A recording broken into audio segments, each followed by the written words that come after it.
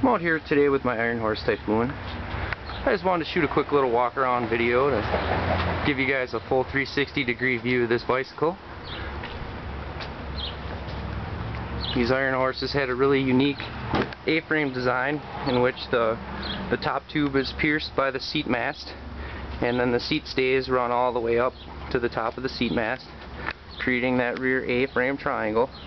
A very distinct design from IronHorse.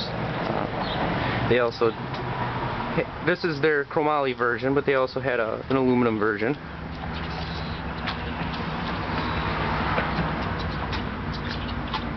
This bike is a mild custom. It's, you know, some stuff that I had put together. The frame and fork are factory components to each other. Everything else is kind of a hodgepodge of other BMX stuff that I've had laying around. Put it together and get her out on the road. And it's a neat, tight little bike. It's a bit of a stout frame. It's a 17.5-inch top tube from the center of the seat mast to the center of the head tube. We got 17.5 inches from here to here. And I just pretty much rebuilt this bike.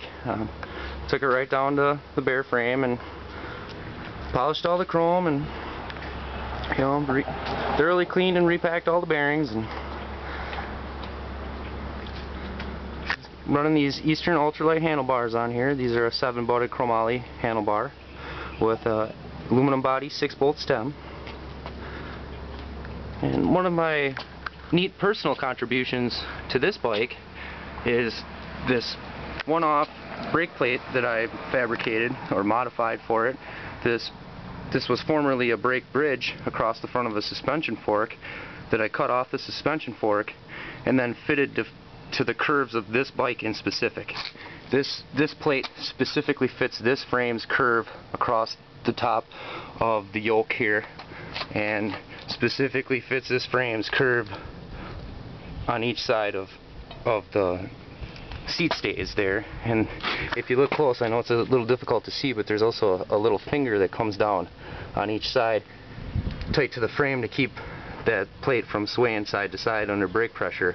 The zip ties are just an added measure of security that really weren't necessary, but there was kind of a large flat spot on the side of this plate, so I figured, hey, I got the room to drill a hole there and run some ties for an added safety measure. And, you know, I didn't really need them at that point, but I figured, hey, what the heck, I was already on board with the idea, and I always like overkill, so I threw the zip ties on there through a loop, but they really weren't necessary for the fitment of that plate. And the brakes work, you know, exceptional. Those of you who are accustomed to your V-brakes on your modern bikes, once you go back to those old stud-mounted caliper brakes, you know, they just don't have the power that measures up to the leverage of these long arm linear pull V-brakes. These really are a superior brake to the old calipers. It's running a 44-16 combo on here. It's got a 152 set of crank arms, which goes well with the 17.5-inch top tube. You know, being kind of a stout racer, it has kind of stout arms. 7.5-inch rise bars. The IronHorse also features a diamond cutout, both in the dropout of, or blade of the fork leg here, and on the rear dropout of the frame as well, both sides. It's got pretty clean dropouts, they're not all mangled up. Overall, I'd say the chrome's pretty fair. I'd give it definitely a solid 7, if not higher. I'm kind of a harsh critic myself. You know, it's a little hazy in spots. The bottom bracket area is probably the worst, and you can see here that it's really not that bad. You know, some of